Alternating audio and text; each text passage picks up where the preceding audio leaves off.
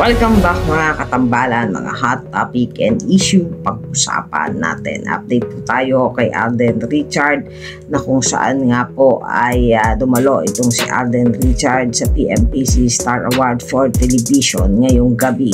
Makikita po talaga na napakagwapo nitong si Alden Richard nang dumating siya sa PMPC at talaga namang pinagkaguluhan nga itong si Alden Richard habang naglalakad papasok sa PMPC Star Award at nakasama naman itong si Alden Richard sa pag-host nga sa PMPC Star Award sina Piolo Pascual at Kim Chiu. Pinuri naman itong si Alden Richard si Piolo Pascual na kanyang nakasama sa pag-host sa PMPC.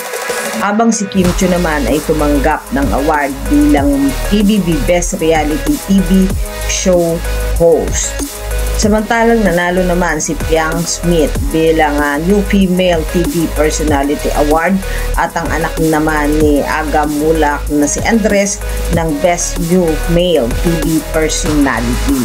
Nakatanggap din ng award ang barda na si Barbie Fortesa at David Licauco bilang Television German Moreno Power Tandem Awardee.